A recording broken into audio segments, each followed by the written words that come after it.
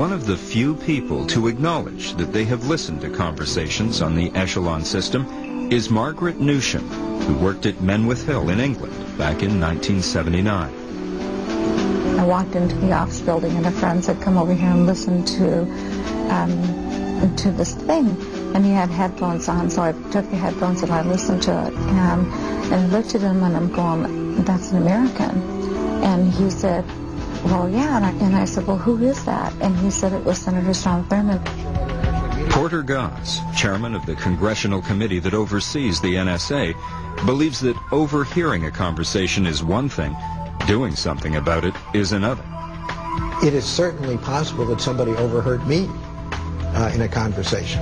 I have just been in Europe. I have been talking to people on a telephone and elsewhere, and it's very possible. Somebody could have heard me, but the question is, what do they do about it? I mean, I cannot stop the dust in the ether. It's there. But what I can make sure is that it's not abused, the capability is not abused, and that's what we do. His committee launched an investigation into Echelon in the late 90s, when a number of newspaper articles appeared claiming that the vast spy system was invading people's privacy. At first, the NSA refused to cooperate. One of the counsels of the NSA said, well, we don't think we need to share this information with the Oversight Committee. And we said, well, we're sorry about that. We do have the oversight, and you will share the information with us. And they did. But only after Goss threatened to cut the NSA budget. Still, Goss's committee concluded the NSA was observing the law and filtering out unauthorized intercepts that came in through the Echelon spy system. We do have methods for that, and I am relatively sure that those procedures are working very well. After the investigation, the uproar over Echelon in the U.S. died down. In Europe, however, the furor was just beginning. When word of the Echelon system first came to light in the European press in the mid-90s, the European Parliament appointed a commission to study the issue. A subsequent report claimed the United States was using Echelon for industrial espionage, gathering sensitive information on European corporations and turning it over to American competitors. It's not the Echelon system that's the problem, it's how it's being used. Now, if we're catching the bad guys, we're completely in favor of that. Whether it's you catching the bad guys, us, or anybody else, we don't like the bad guys. What we're concerned about is that some of the good guys in my constituency don't have jobs because U.S. corporations got an inside track on some global deal. For example, the report alleged that the NSA lifted all the faxes and phone calls between the European aircraft manufacturer Airbus and Saudi Arabian Airlines, and that the information helped two American companies, Boeing and McDonnell Douglas, win a $6 billion contract.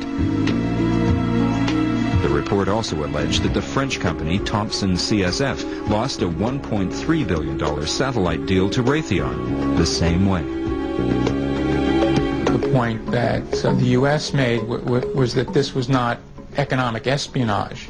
This was detecting bribery, and that was something that, particularly starting in the Clinton administration, was a valid U.S. policy to try to detect when bribery was being used to the detriment of U.S. companies. In major contracts, this type of surveillance can be expected to take place. And what NSA will say is, look, under the Foreign Corrupt Practices Act, we may be tasked to find out if everyone's playing on the same level playing field. The NSA's director admits that economic eavesdropping takes place.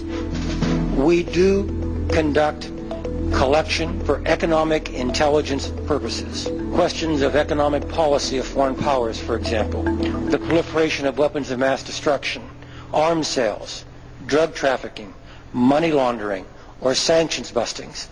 But these are all contained within our charter to conduct foreign intelligence. After a 2-year investigation into Echelon's role in economic espionage, the European Parliament dropped the matter. They did, however, recommend that European Union members consider using encryption, a system of scrambling phone, fax, or email transmissions so that Echelon couldn't read them.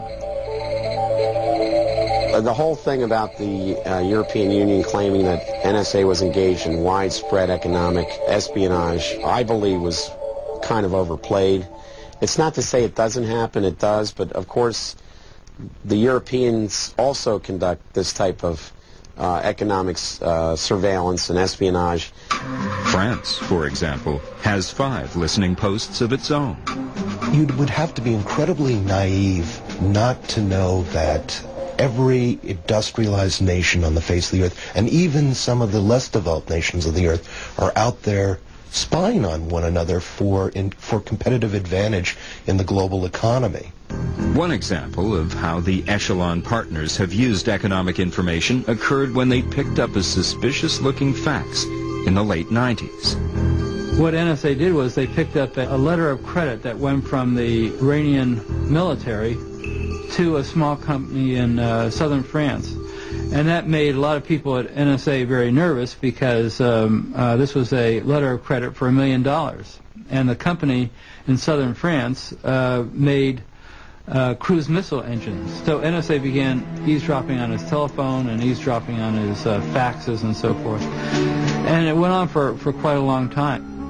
The NSA suspected the possible export of cruise missile engines to Iran, which would have been a violation of an arms embargo. Just to make sure, the French inspected the shipments before they went to Iran. It turns out, according to the French, that it was a authorized generator. It wasn't a cruise missile engine. Iran was a frequent focus of the NSA and its Echelon partners. It eavesdropped on a lot of communications between China, between Beijing and Tehran. Tehran had an agreement with China where China was supplying missile parts, and the U.S. was trying to get China to stop shipping these missile parts. In 2000, the Clinton administration struck a deal with the Chinese government to stop shipping these weapons. But they didn't know if the Chinese would keep their word until the NSA learned that the Iranians were angry because their missile parts hadn't arrived. They insisted the Chinese representative in Tehran call Beijing. The representative got on a telephone and called the major government company in Beijing and said, I have this person here from the Iranian government, and they want to speak to the president of the company and find out why they haven't shipped these missile parts yet. And NSA eavesdropped on that conversation and heard the person in Beijing say, well, the president's actually here, but tell him he's not here so he'll go away. And so by listening to these conversations, they were able to determine that the Chinese were complying. The NSA may be extremely efficient in eavesdropping, but could it be losing its technological edge? Gone are the days when all Echelon had to do was put up a satellite dish and pull in all the information it wanted from the sky. In fact, information technology has changed so quickly that the NSA and its partners can hardly keep up.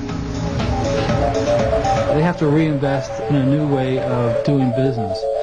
This happened after World War II. Enormous amounts of money, enormous amounts of efforts from both industry and throughout the government to build NSA into basically what it is today. And there probably has to be a similar effort if they want to succeed. They have to find ways to pick out these little needles in this enormous volume of this enormous haystack of communications. And the only way they can do that is by becoming far more sophisticated in the way that they intercept communications.